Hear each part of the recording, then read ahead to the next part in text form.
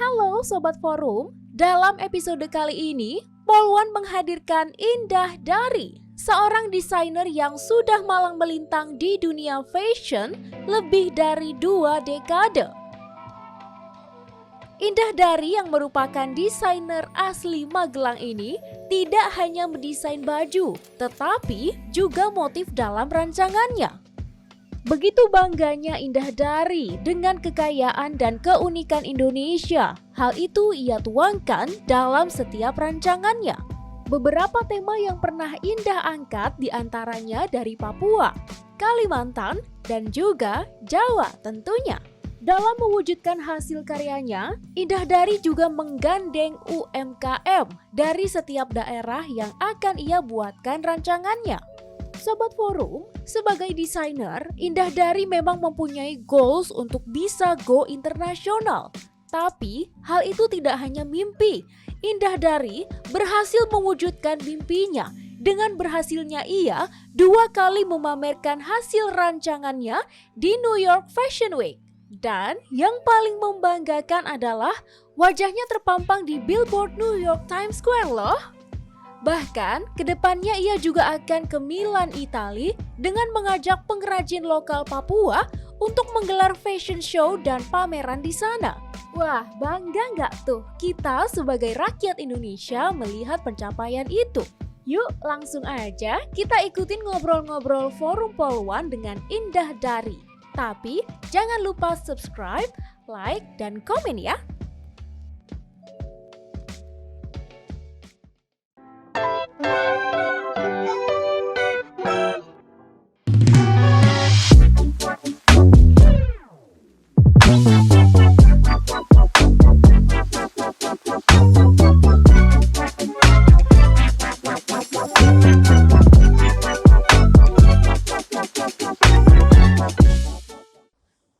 Halo Sobat Forum, kembali lagi bersama saya Puspita Chandra Dewi di Forum Polwan, Pola Pikir Wanita.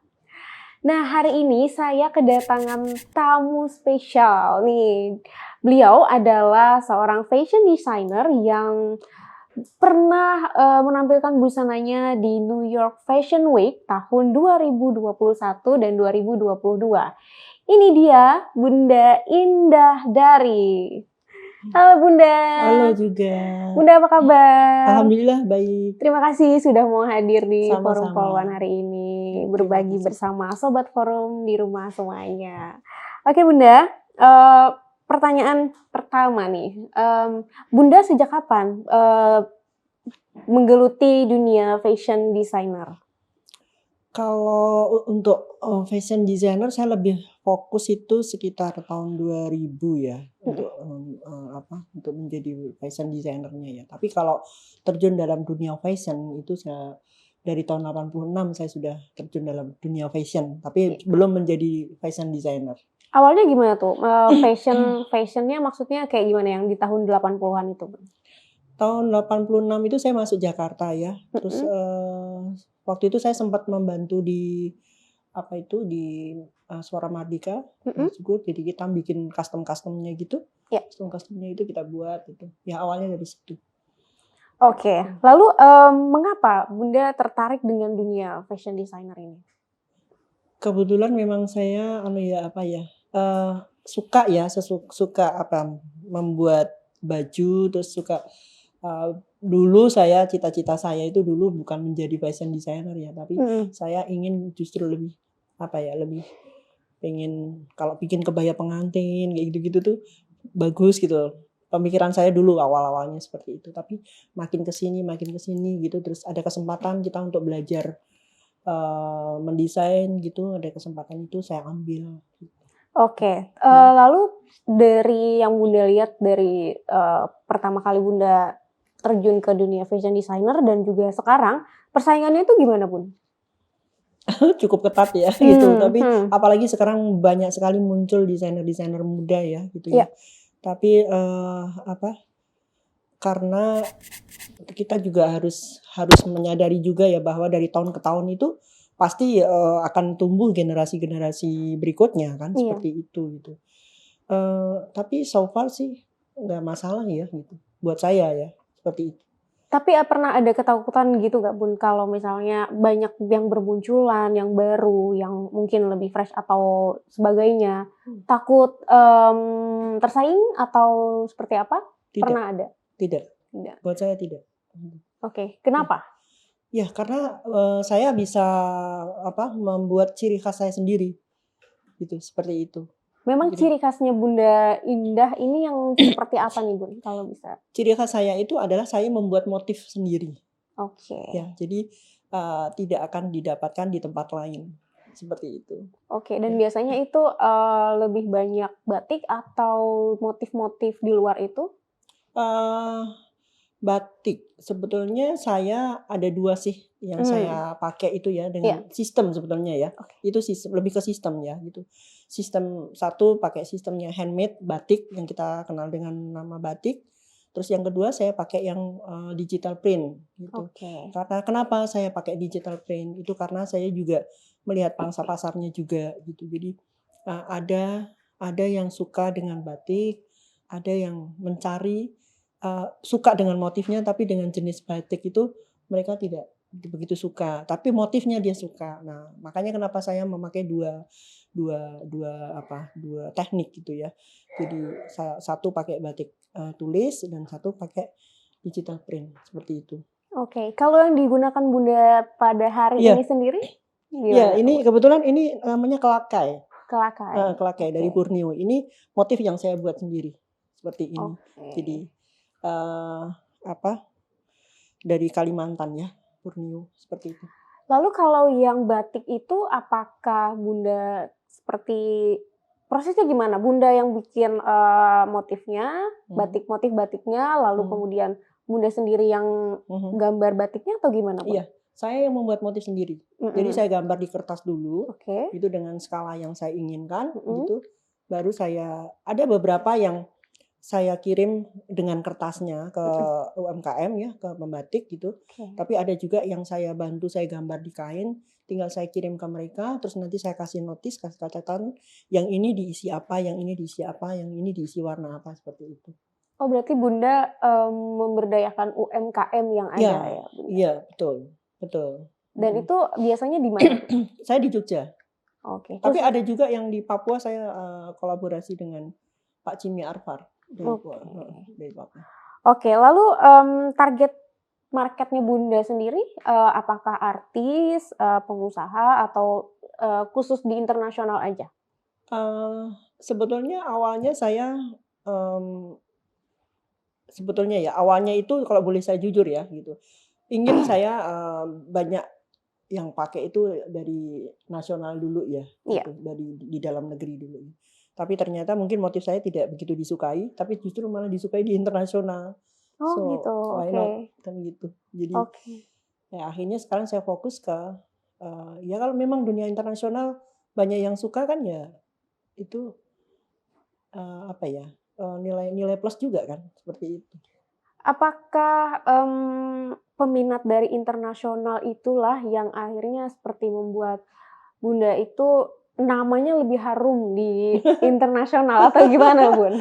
Karena di Indonesia sendiri sepertinya Bunda masih belum terlalu, ya, gimana ya penyebutnya, lebih banyak mengenal yangnya seperti yang lebih besar di sini lah. Kalau Bunda kan masih kalau di Indonesia belum, tidak begitu dikenal atau sebagainya, tapi di internasional malah justru ternyata sangat diminati gitu, Bun.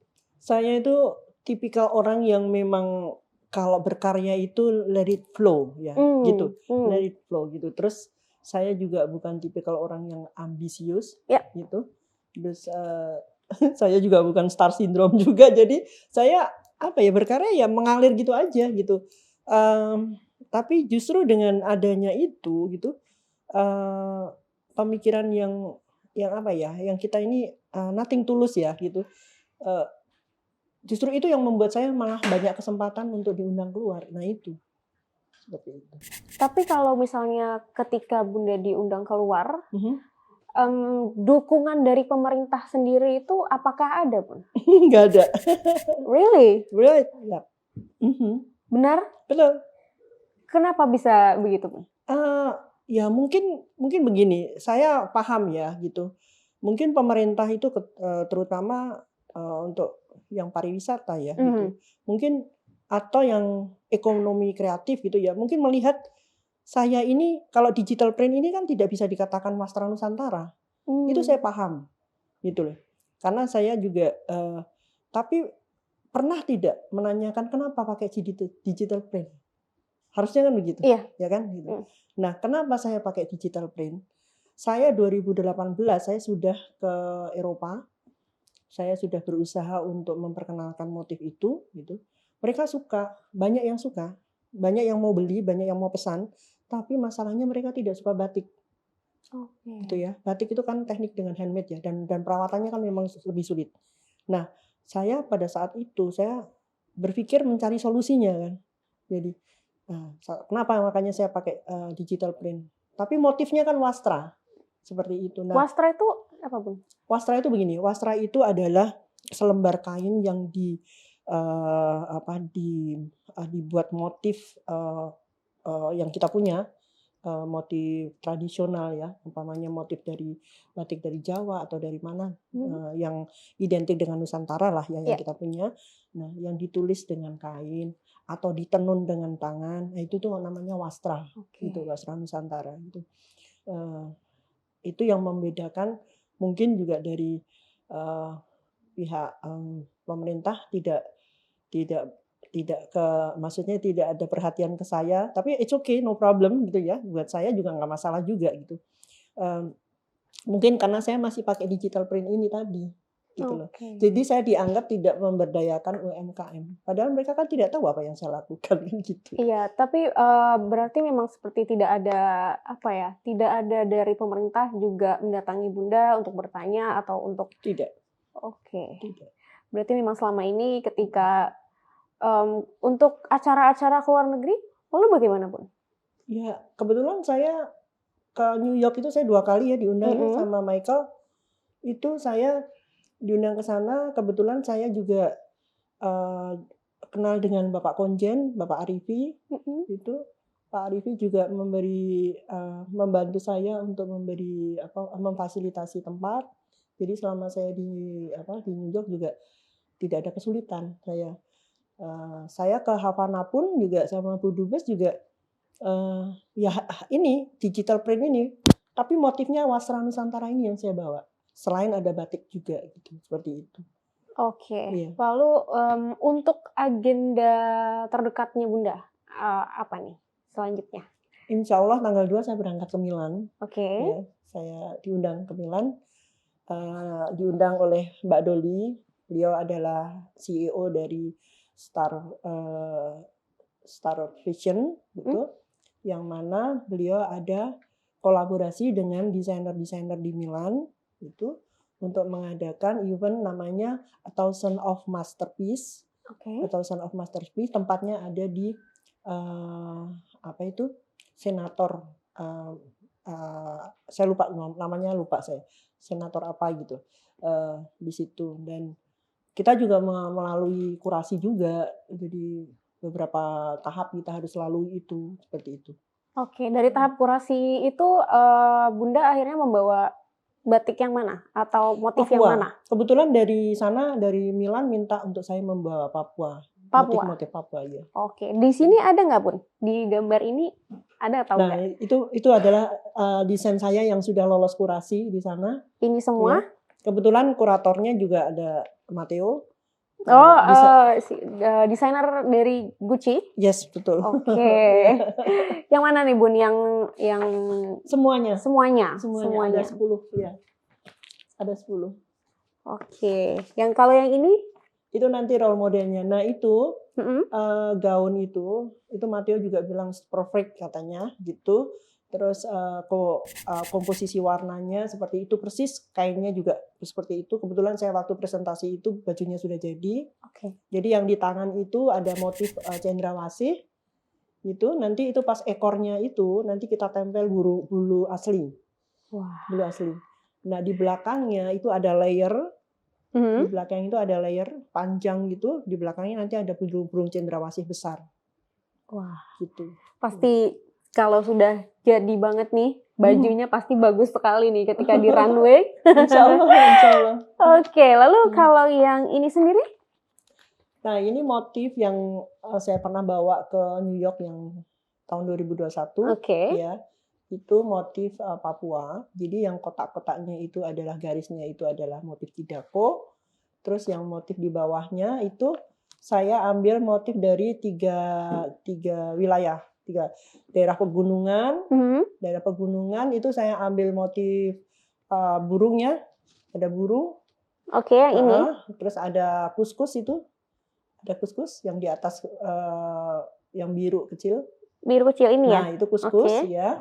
Terus sama honai yang lingkaran itu, setengah lingkaran. Ini? Itu rumah honai. Oke. Itu kan adanya di hutan ya. Nah terus dari daratannya saya ambil patung asmat, saya ambil tombak, ada tombak juga itu di situ. Oke. Tombaknya yang kuning sebelah kanan. Nah, terus yang lautan saya ambil shell kerang ya, kerang sama penyu. Terus ada ikan di antara garis motif honai itu ada ikan melemai namanya. Ikan melemai itu adalah ikan gergaji yang ada hanya di Papua, perairan Papua. Wah, nah, kenapa matahari saya taruh di paling atas? Karena kan matahari terbit dari sana dulu. Oke. Ya, seperti itu. Ternyata banyak ini ya filosofi dan artinya ya dari gambar desain baju yang Bunda bawa ini ya. Lalu nah, kalau yang ini Bunda? Nah, ini motif moncong perahu, Port Mumbai.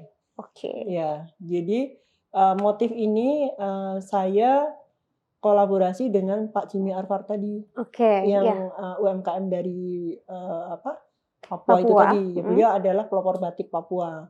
Nah, beliau menghibahkan saya motif moncong perahu ini untuk saya eksplor gitu. Ini moncong perahu adanya di Port Mumbai. Dan jadinya seperti ini. Iya. Luar biasa ini. Itu saya kombinasi dengan lurik.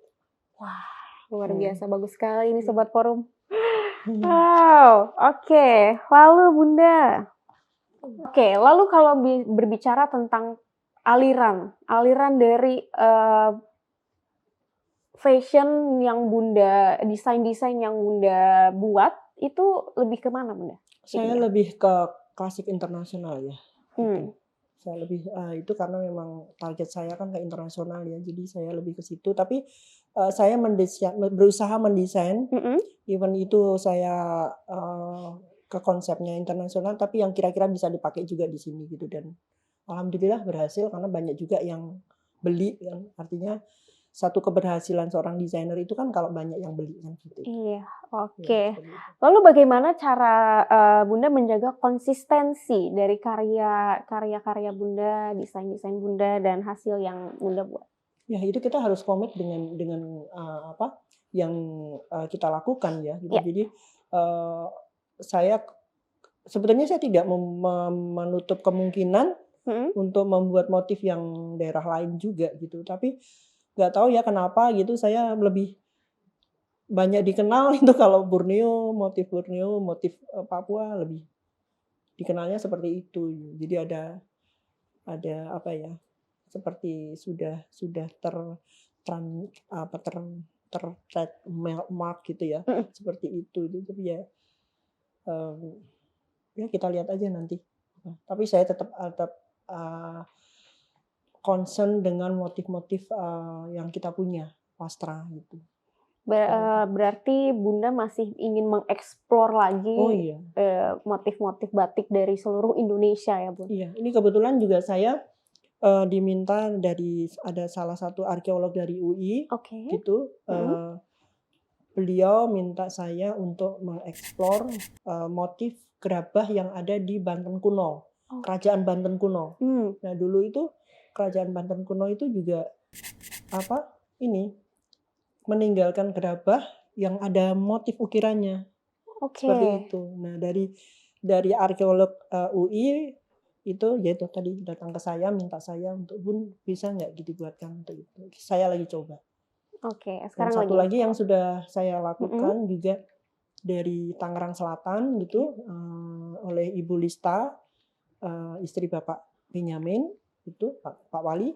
Juga saya membuatkan motif batik untuk Tangerang Selatan ya. Namanya batik lengkong. Udah selesai. Nanti insya Allah nanti November mau launching.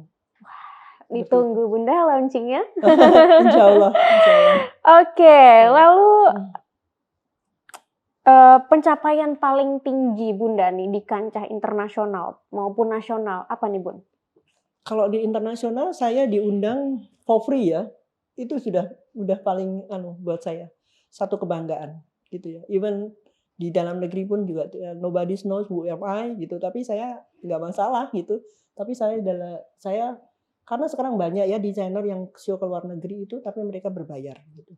Nah, saya diundang untuk for free. Saya rasa itu juga beda sekali ya. Gitu. Dan itu suatu hal yang Suatu kehormatan buat saya. Ya. Ya, betul. Suatu kehormatan. Ya. Oke, dengan pencapaian yang sudah Bunda dapatkan saat ini, apakah sudah merasa cukup atau puas gitu Bun? Atau saya masih ingin ke sini gitu? Ada sih beberapa target negara yang saya sudah bicara gitu. Ya insya Allah mohon doanya aja gitu. Mohon doanya aja. Oke. Lalu apakah Bunda sendiri ada tokoh idola di dunia fashion designer? Saya paling suka dengan Christian Dior, bukan karena brandnya ya, tapi dari sejarah, dari perjalanan hidupnya itu. Oke. Dari karya-karyanya juga mungkin? Karyanya jelas ya. Siapa yang nggak suka dengan karyanya Dior ya, gitu. Tapi saya lebih melihat di awal perjalanan menjadi seorang desainer itu. Apa yang menginspirasi dari seorang Christian Dior? Yaitu Christian Dior kan pernah bilang gitu, art has no limit gitu ya, gitu. Kayak Pisako juga kan bilang seperti itu ya. Tapi tetap kita harus ada pakem-pakem yang kita menjadi seperti warning gitu bahwa kita tetap harus kuat dengan pakem kita juga. Gitu. Dengan karakter yang kita punya juga kita, ya. Betul. Oke. Nah, kalau dilihat-lihat kan Bunda menggambar sendiri juga, betul. Terus juga Bunda banyak karyanya, motifnya lah ya yang lebih bisa orang-orang diingat dari Bunda itu motifnya yang Bunda gambar sendiri. Iya. Berarti Bunda bisa dibilang adalah seorang seniman juga, artis juga ya Bun ya? Iya, saya memang begini ya, tidak semua desainer itu adalah seniman. Oke. Tapi kalau seniman udah pasti bisa mendesain, gitu, bisa menggambar. Gitu. Nah itu makanya bedanya. Yang mungkin yang membedakan itu kali ya. Gitu. Jadi kalau Pak Konjen bilang, Pak Konjen New York itu beliau bilang gitu, Bu Indah itu sebenarnya bukan hanya fashion designer tapi juga seniman juga gitu. Karena melihat dari karya yang saya buat, bukan karya ini ya, tapi motif yang saya buat. Oke. Lalu selain dari cerita Bunda tentang pemerintah yang belum mendukung Bunda, kendala-kendala yang dialami sama Bunda ketika menjadi seorang desainer yang harus yang sudah go internasional, yang sudah punya prestasi di dunia internasional, itu apa aja, Bu? Maksudnya kendala ketika entah itu perjalanan ke sana atau di sininya juga ketika mendesain kayak gitu, Bun? Saya merasa baik-baik aja sih ya, tidak ada kendala gitu. Karena kebetulan ini nanti saya waktu saya di New York, alhamdulillah tidak ada kendala gitu. Saya dibantu oleh Pak Konjen. Waktu saya ke Havana juga saya diundang sama Bu Dubes. Saya 10 hari di sana gitu. Juga difasilitasi sama Bu Dubes gitu.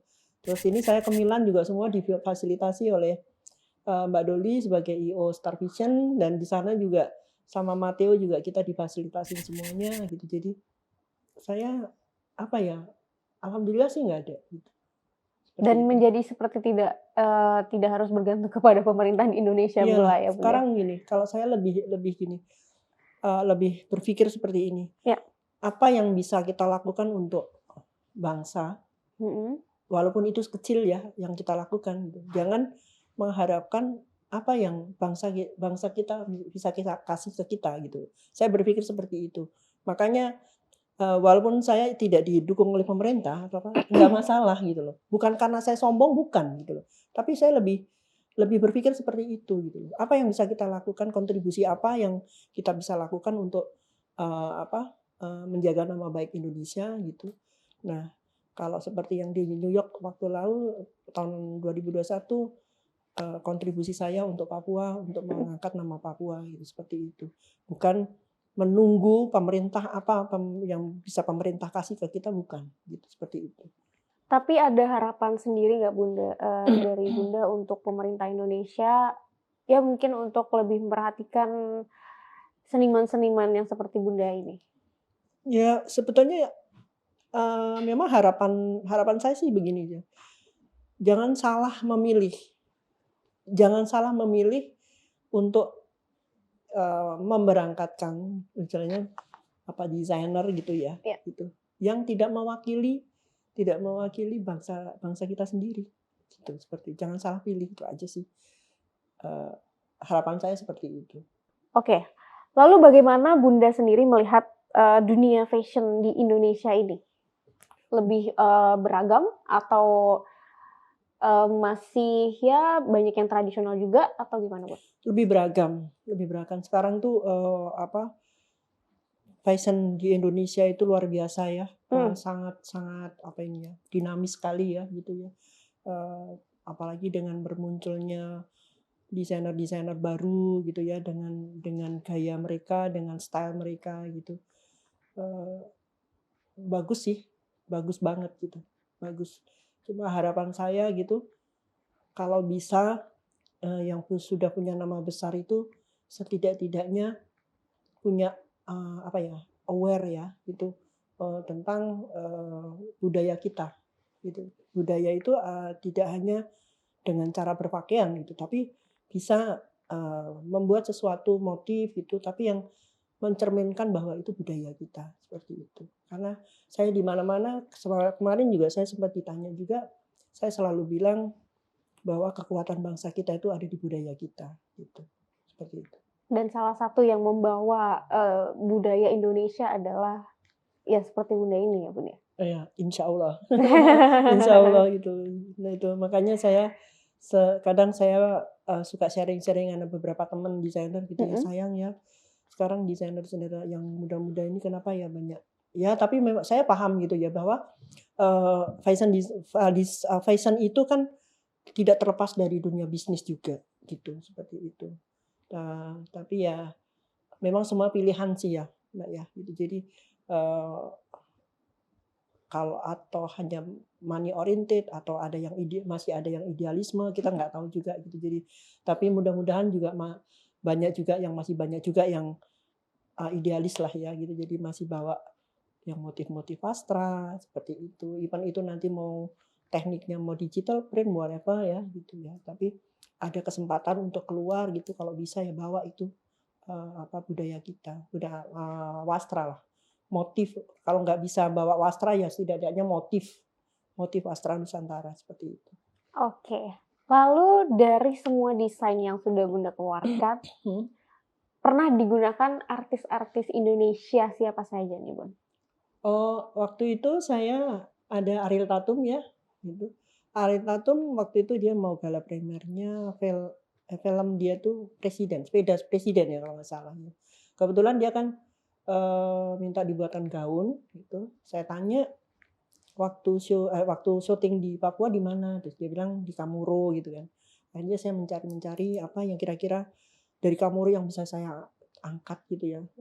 Terus saya terinspirasi dari salah satu legenda yang ada di Kamuro. Nah, legenda itu menceritakan tentang kakak beradik yang masuk ke dalam hutan mencari telur burung.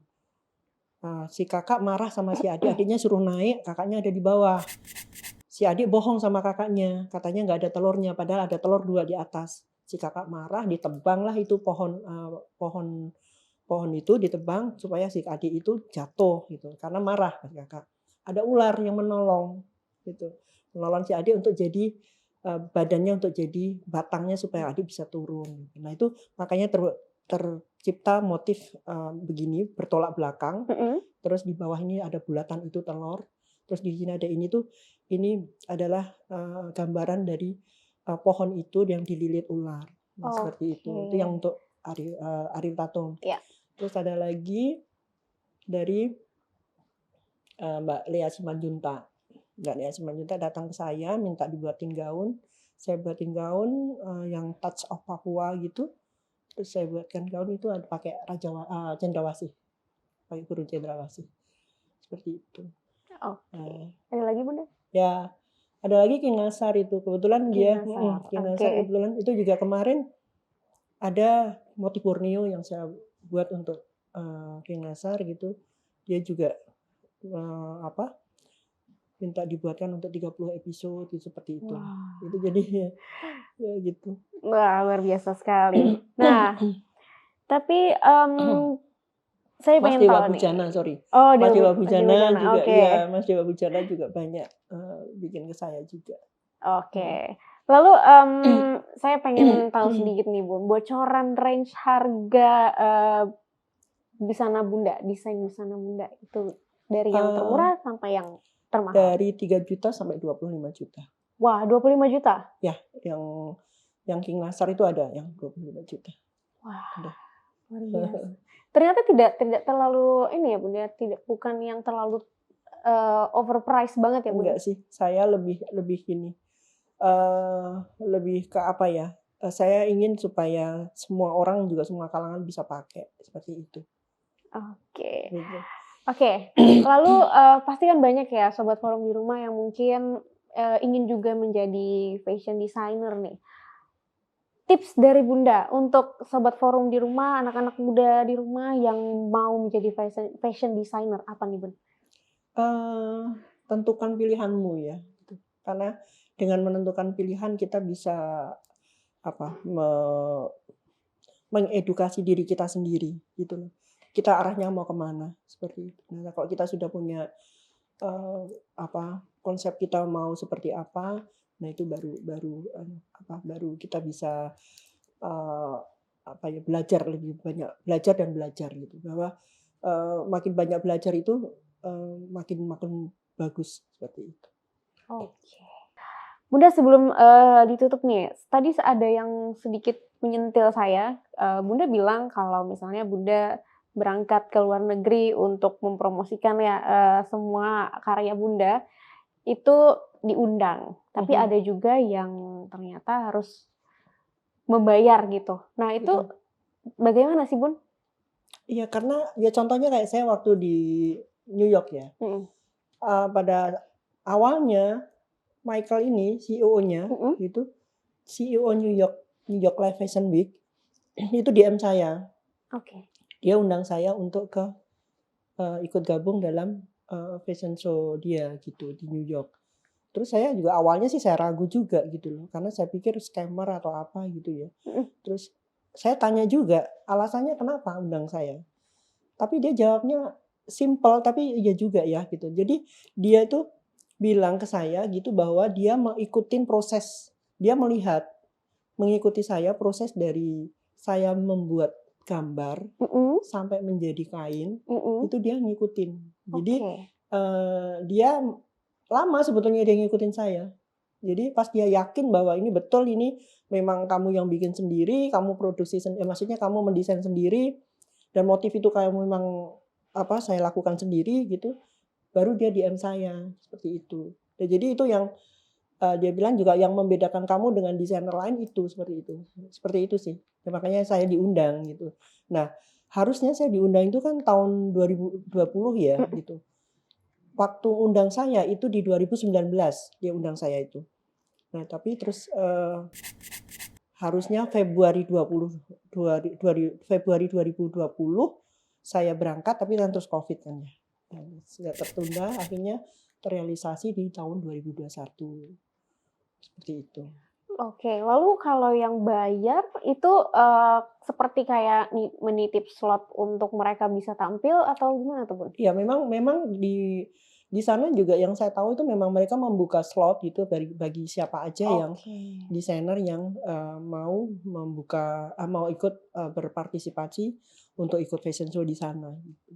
Oke. Tapi kalau yang mereka undang ya mereka for free gitu seperti itu. Oke. Iya. Tapi berarti Bunda itu pure tampilnya di New York Fashion Week, bukan di New York Fashion Indonesia. Week yang Di New York City Life Fashion Week. oke. Ya, di New York City Life Fashion Week itu saya. Karena kan setahu saya juga di tahun 2021-2022 itu ada ya dari Indonesia tapi menggelar di sana juga gitu, Iya, berbarengan betul. dengan Betul, itu. during ya, Iya. during New York Fashion Week. Oh. Banyak sih yang seperti itu, banyak sekali di sana.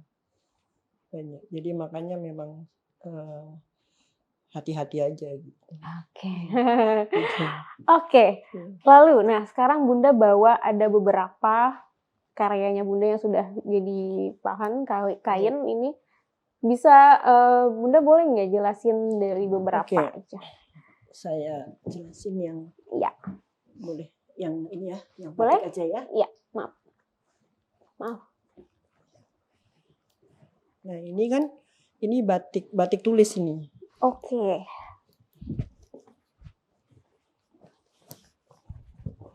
Ini batik tulis.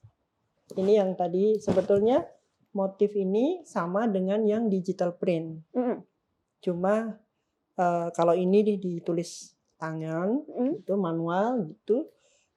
Tapi ini juga saya ambil dari 3 wilayah juga, dari pegunungan, terus dari daratan dan dari lautan juga sama sebetulnya. Sama seperti yang tadi Bunda jelaskan. Sama yang lain ya, seperti itu.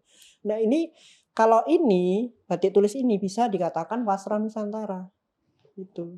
Karena masih konvensional ya, masih pakai batik itu. Karena memang keunggulan kita itu ya batik itu gitu. Batik itu memang kekuatan bangsa kita di batik ini, seperti itu. Yang negara lain tidak punya. Betul. Gitu. Lalu artinya dari gambar-gambar dari batiknya itu sendiri apa, Bun? Jadi kalau itu ada yang di motif lain. Kalau yang ini tuh, ini kan tifa. Ini tifa. Ini tifa itu kan sama ini ya, alat musik tradisional. Alat musik tradisional.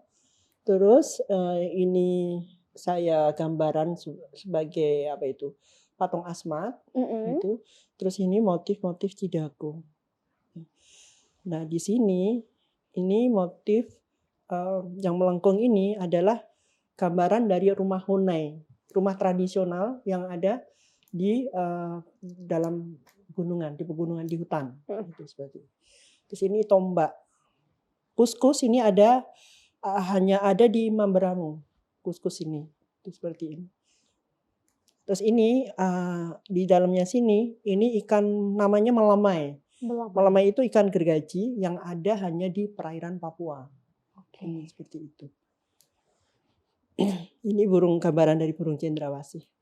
Nah matahari ada di atas, kenapa? Karena matahari terbit dari sana dulu. Seperti itu. Oke, lalu kalau yang mana ya? Kuning ya. Kuning ya, ya ini. Mungkin ini ya. Maaf benar. Oh ini. Oh ya ini boleh ini. Nah ini Borneo. Borneo, oke. Ya, Borneo. Kelakai namanya. Wah. Ini Borneo. Kenapa saya fokus dengan motif kelakai ini? Karena ada pengalaman saya bareng saya ketemu sama salah satu desainer Malaysia itu. Dia keluarkan motif ini. Memang itu kan di perbatasan juga ada toh. Iya. Gitu. Nah saya dia sempat bercanda sama saya gitu. Dia bilang, oh ini motif saya. Oh nggak bisa, ini motif saya. Gitu. Makanya kenapa saya selalu pesannya dengan desainer generasi muda ya gitu ya. Kenapa saya selalu bawel ya gitu. ayo dong, kalau kalian siapa lagi gitu. Nanti Mm-mm. kalau sudah diklaim negara lain kalian pada bingung, ya Iya, kan? Gitu betul. loh. Nah, makanya kenapa saya fokus ke ini gitu. Karena jangan sampai nanti motif yang kita punya diklaim oleh negara lain seperti itu. Karena sudah tanda-tanda ke situ sudah ada Oke, gitu. Dan iya. saya sudah lihat sendiri. Iya, iya. Gitu. Makanya saya kemana-mana saya pakai ini dan saya announce di sana gitu bahwa ini motif Kelakeh. Waktu di Havana, Mm-mm. saya diundang Bu Dubes di Havana, saya membuat batik motif Borneo dengan El Capitalio gitu. Saya jadikan satu. Dan kemarin sudah waktu Bu Retno Marsudi tindak ke sana, kemarin juga Bu Retno sudah diserahkan ke Bu Retno Marsudi juga gitu. Kenapa saya pakai motif itu? Karena wacana untuk pindah ibu kota pindah ke IKN kan memang sudah proses ya, Iya. kita sudah berproses. Saya gambarkan Indonesia itu Borneo karena ibu kota nanti akan berada di sana, dan El Capitalio. Nah, itu yang gedung istana Kuba yang ada di sana. Dan alhamdulillah sangat diapresiasi oleh dubes-dubes pada saat itu. Saya show di Havana itu dihadiri oleh 150 duta besar dari 150 negara yang ada di Kuba. Oke. Jadi semua hadir dan saya presentasikan itu batik itu, dan satu batik ada di Museum The Artes, diminta oleh Pak Menlu Kuba, batik saya gitu. Jadi ada di sana seperti itu. Dan itu apa ya? Itu bukti saya untuk menunjukkan gitu ke generasi muda itu bahwa kalau kita kuat memegang budaya kita gitu, jangan takut gitu. Pasti ada jalan nanti untuk, kalau kalian mau terkenal di kancah dunia gitu, satu-satunya jalan itu kita kuat dengan budaya kita. Karena mereka lebih mengapresiasi kalau kita kuat dalam membawakan budaya kita. Seperti itu. Membawakan budaya, berkarakter, dan akhirnya menciptakan ciri khas masing-masing dari desainer itu sendiri. Seperti itu. Iya. Oke, nah itu pesannya untuk Sobat Forum di rumah yang ingin menjadi fashion designer sukses seperti Bunda Indah ini. Oke, terima kasih ya Bunda sudah mau berbagi ceritanya, menginspirasi Sobat Forum di rumah juga. Siapa tahu Sobat Forum di rumah akhirnya banyak yang tertarik ke dunia fashion designer dan juga melestarikan budaya Indonesia, khususnya batik gitu. Nah, sebelum saya tutup, saya punya sesuatu buat Bunda. Siap. Apa itu?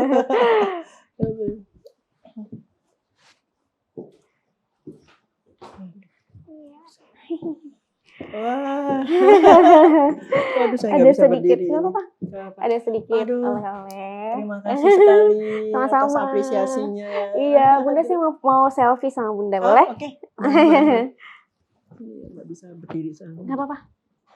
1, 2. 1, 2. Terima kasih Bunda. Terima kasih. Oke, Sobat Forum, itu dia ngobrol-ngobrol saya bersama Bunda Indah. Semoga banyak yang bisa diambil nih dari obrolan kita hari ini, dapat menginspirasi Sobat Forum di rumah juga. Terima kasih ya sudah menyaksikan Forum Poluan episode kali ini. Jangan lupa saksikan Forum Poluan di episode berikutnya. Jangan lupa like, subscribe, dan komen. Sampai jumpa. Thank you.